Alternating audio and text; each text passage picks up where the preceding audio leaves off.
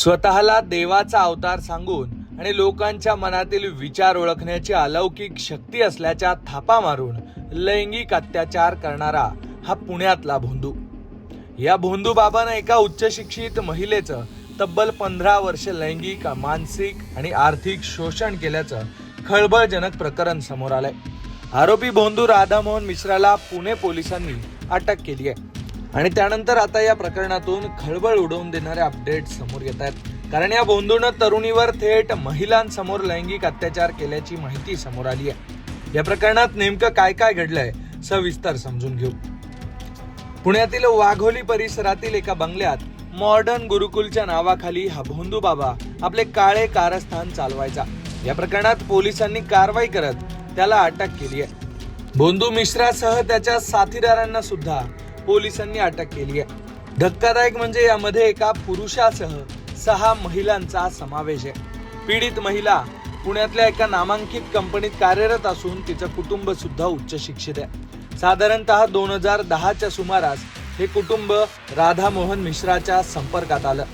मिश्रांना आपल्याकडे चमत्कारिक शक्ती असल्याचं भासवून या कुटुंबाला अंधश्रद्धेच्या जाळ्यात ओढलं.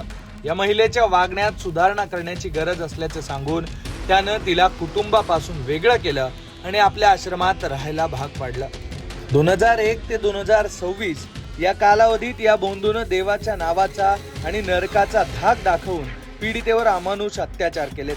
या छळाला कंटाळून अखेर पीडितेनं आश्रमातील CCTV कॅमेरा तोडला आणि तिथून आपली सुटका करून घेतली. 16 जून 2026ला या प्रकरणात पोलिसात तक्रार दाखल झाली आहे.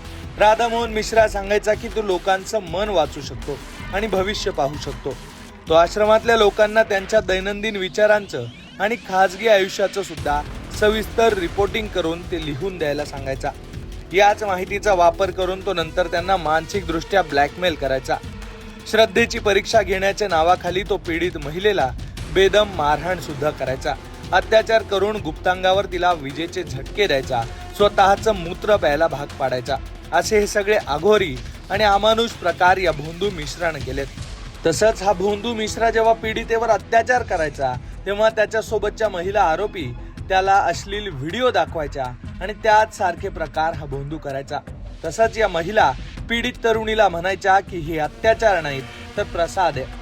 मॉडर्न गुरुकुलच्या नावाखाली खराडी भागातील बंगल्यात त्यानं अनेक लहान मुलांना आणि तरुणांना त्यांच्या पालकांपासून वेगळं करून आपल्या सोबत ठेवलं होतं. मुलं दिवसा शाळा कॉलेजला जायची आणि रात्री आश्रमात राहायची, जिथं त्यांचं ब्रेन वॉश आणि मानसिक शोषण सुद्धा केलं जायचं. पुण्याचे पोलीस आयुक्त अमितेश कुमार यांच्या मार्गदर्शनात गुन्हे शाखेनं उबाळे नगर मधील या बंगल्यावर छापा टाकला आणि तिथून 12 laptop, 19 hard disk, 23 pendrive, 11 mobile आणि अनेक व्हिडिओ जमा केलेत. 6.5 लाख रुपयांची रोकड आणि 15 लाख रुपयांचे सोन्या चांदीचे दागिने आणि धक्कादायक म्हणजे 10 जिवंत काडतुसं सुद्धा पोलिसांनी ताब्यात घेतली आहेत. तपासादरम्यान पोलिसांना राधामोहन मिश्राच्या खोलीजवळ एक गुप्त भुयारी मार्ग बनवत असल्याचं सुद्धा आढळलंय. या प्रकरणात पोलीस काय म्हणाले ते ऐका. मॉडर्न गुरुकुलाच्या नावाखाली अनेक विश्वासात आलेल्या माणसांची मुलं त्यांनी आश्रमामध्ये ठेवून घेतली. मुलं मुली हे ठेवून घेतले. सो दिवसभर ही मुलं शाळा कॉलेज अटेंड करायची आणि संध्याकाळी मात्र आपल्या पेरेंट्सकडे राहण्यापेक्षा जशी गुरुकुल पद्धतीमध्ये ते ह्या बाबाकडे राहत होते.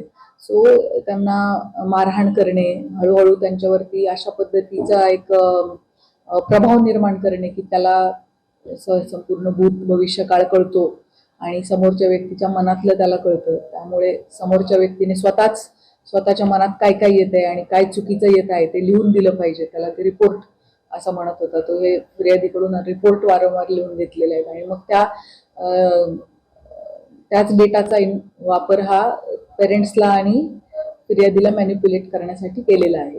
सो कुटुंबियांपासून फिर्यादीला तोडण्यात आलेलं होतं आणि दोन्ही पण बाजूंना मॅनिप्युलेट करण्यात आलेलं होतं आणि या सगळ्या परिस्थितीचा फायदा घेऊन मग ह्या फिर्यादीवरती बलात्कार करण्यात आलेला आहे. इतर अनेक अमानुष्य पद्धतीचे छळ, मारहाण करण्यात आलेली आहे आणि हे सगळं माझ्यामध्ये दैवी शक्ती आहे आणि मला सगळं कळतं असं भासवून केलेलं आहे. त्यामुळे सुपरस्टिशन ऍक्टची कलम आपण त्याच्यामध्ये लावलं. एकूणच खराडी पोलीस ठाण्यात या भोंदू बाबा आणि त्याच्या साथीदारांविरुद्ध भारतीय न्याय संहितामधील वेगवेगळ्या कलमांनुसार गुन्हा दाखल करण्यात आलाय.